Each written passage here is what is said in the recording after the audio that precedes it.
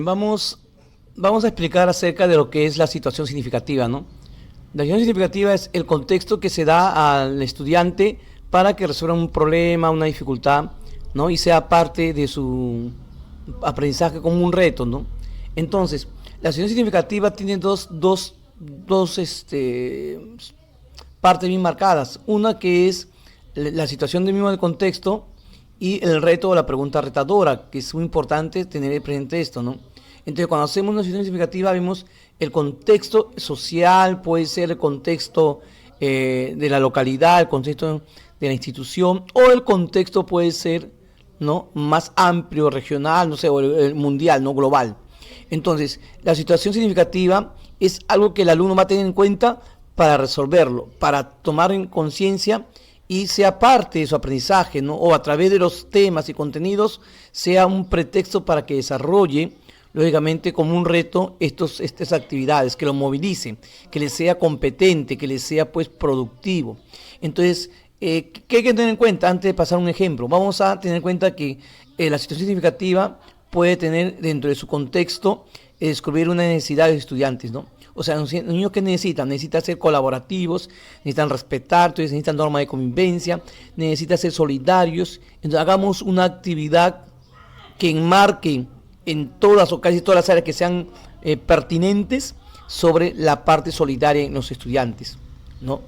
De repente también a la necesidad de que ellos sean, pues, digo yo, ¿no? De repente que sean más estudiosos, más responsables, más aplicados, que se compenetren o se involucren de repente en una metodología. Podemos tener como unidad o experiencia de aprendizaje, puede ser la primera, ¿ya? Y que involucren en forma global a los padres de familia. Podemos plantearle, por ejemplo, la metodología o el enfoque de la clase invertida. Entonces, ¿cómo podemos trabajar? ¿Por qué el alumno no es tan responsable? De manera sutil le decimos. ¿O por qué el alumno no asume un reto? ¿Qué necesita el estudiante para mejorar su nota? ¿Por qué unos tienen más nota que otros? Entonces, ¿qué es lo que le falta? ¿No? Entonces, por ahí vamos a ir enmarcando, lógicamente, el contexto en la que el estudiante tiene una necesidad.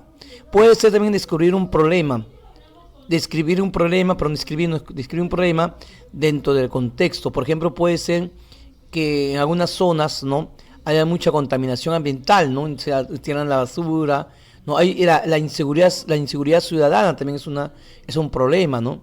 El ahorro del agua es un problema global también, ¿no?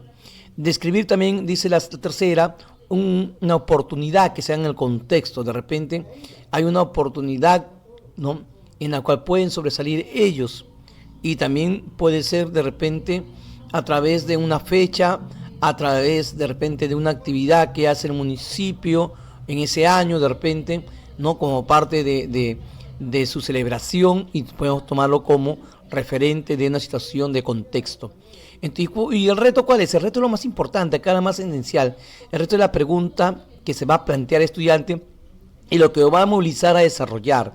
Entonces, el reto tiene que ver también con la competencia. Si es de matemáticas, si es de comunicación. Matemática resuelve problemas de cantidad, resuelve problemas de incertidumbre, resuelve problemas de movilización, ¿no?, de forma, ¿no? O sea, la parte de geometría, resuelve problemas de comunicación. Pueden ser que hagamos afiches y están escribiendo, de escritor o escriben diversos tipos de texto, lee diversos tipos de textos, el alumno se va a compenetrar en este tema y puede exponer también, ¿no?, se comunica oralmente. Y igualmente si es de ciencia, de repente un tema que más se está adaptando a lo que es ciencia, por ejemplo las enfermedades, ¿no?, que últimamente se presenta, que hay que tener mucho cuidado, ¿no?, el hecho de vacunarse, etcétera, ¿no?, las normas de cómo debe uno dirigirse a una persona, todo eso está dentro de las preguntas retadoras. ¿Cómo podemos hacer para solucionar ese problema? ¿Qué debemos hacer? Vamos a hacer un afiche. Vamos a hacer para que la gente tome conciencia. Vamos a hacer de repente, no sé, de repente algunos problemas para que reflexionen y darle solución a estos problemas. Entonces, es una forma de hacer preguntas para que se movilicen todas las competencias, o puede ser también describir el producto mismo, ¿no? O sea, si se plantea que en esta región hay mucha contaminación, ¿no?, ambiental, entonces, ¿qué vamos a hacer? Ya el profesor no plantea la pregunta. Otra forma es que propone el producto vamos a hacer afiches para pegarlos afuera y que lógicamente la gente tome conciencia y no arroje basuras, por ejemplo, ¿no? Es una forma de plantearlo, o sea, dos formas, puede ser el reto a través de una pregunta que el alumno va a despertar y va a decir, vamos a hacer esto, porque yo ya le pasé un video, porque yo ya le hablé de un contexto, porque ya el alumno ha sido sensibilizado y tiene que dar una respuesta a este punto de vista, ¿no? Dentro de los cursos de las áreas, ¿no? A través de las competencias, ¿no? ¿En qué forma pueden tener? Hay muchas formas, ¿no? Acá pongo unas formas que son más comunes. Una es, dice acá, es que ellos se identifiquen a través de su edad o su grado, de su madurez, por ejemplo en primaria o en secundaria, podemos decir, en la sección de cuarto grado A de primaria de la institución educativa Juntos por la Paz, se ha observado que un gran número de niños traen consigo loncheras, loncheras llenas de galletas, de dulces, de frugos. Además, en un diálogo con la maestra, los niños han contado que consumen frecuentemente comida chatarra, ¿no? Como salchipapa, hamburguesa, entonces muchas golosinas. Estos hábitos que están, ¿no?, perjudicando y poniendo en riesgo la salud, pues traen enfermedades como la obesidad, el sobrepeso, la malnutrición, entre otros. Y Marcia y Luis, que son dos integrantes de la clase de este grado, cuarto grado, están muy preocupados e interesados en saber qué alimentos, ¿no?, son saludables y cuáles les corresponden y por qué estos alimentos debemos consumirlos. Asimismo, quieren ayudar a los demás compañeros a practicar hábitos alimenticios que sean saludables. Miran cómo es empático, ¿no? Cómo se ponen el problema en los zapatos del otro que consume comida chatarra y que cómo haría para mejorar, ¿no? Entonces, ayudemos a Marcia. Miren, Marcia, que es de cuarto grado, que tiene pues más o menos 8 o 9 años, ¿ya? Entonces, a Marcia, para que tenga una respuesta a resolver, a Marcia y a Luis. Entonces, el reto es cómo, ¿no? Mira, cómo conocer alimentos saludables y no saludables. Primero, cómo conocerlos. Entonces, cuáles no hacen daño, cuáles no. Y después, cómo promover, acá está la acción, en la segunda está la acción, cómo promover hábitos alimenticios saludables. Si es más específico en matemática o en comunicación, tendría que entender qué proporción, ¿no?, podemos comer, de repente en cantidades, o de repente en comunicación o en otro curso, tratar de adaptar la pregunta. La pregunta debe ir de acuerdo a la competencia, para que realmente hagamos, pues, ¿no?, de repente problemas matemáticos, o hagamos de repente textos discontinuos o continuos que se puedan trabajar. La otra forma es que ellos sean los actores de una historia, o sea, que sean los protagonistas. Mira, esta forma es muy bonita. Vamos a ver cómo se plantea acá.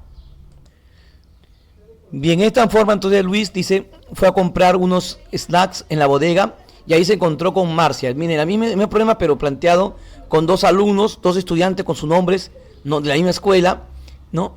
Y ellos se saludaron pues emocionadamente, ¿no?, respetando lógicamente la distancia social. Estamos en época, en este caso, de esta situación de pandemia. Y Marcia, al escuchar el pedido de Luis, le comentó. Marcia dice lo siguiente: Luis, ¿de verdad quieres comprar gaseosas y snacks? ¿Qué te parece si en lugar de snack compras frutas como mandarinas, por ejemplo? Son muy jugosas y te ayudarán a tener mejores defensas para no enfermarte. Luis responde, bueno, algunas frutas me gustan. Está bien, no compraré snack, pero no dejaré de comprar mi gaseosa. No veo por qué no debería consumir gaseosas. A mí me gustan mucho. Marcia dice, bueno, ¿qué te parece si lo averiguamos mejor? Responder esta pregunta será nuestro reto. Ayúdenos a Marcia y a Luis a resolver el reto. ¿Por qué no deberían consumir consumir gaseosas? Entonces aquí estamos dando una respuesta igual, pero planteado ya de un contexto más, puede decir, personalizado, más individual, hacia Marcia y Luis, que son dos integrantes y que están conversando. Es una historia que están contando, ¿no? Entonces lo podemos hacer a través de historietas, a través de, no sé, de lecturas. Lo podemos hacer también en los niños pequeños con títeres, ¿no?, que representen los problemas o el contexto de la situación significativa y que ellos tomen conciencia cómo se puede responder. Hasta aquí hemos llegado a plantear o cómo se puede plantear la situación significativa tomando en cuenta los problemas que hay en la sociedad.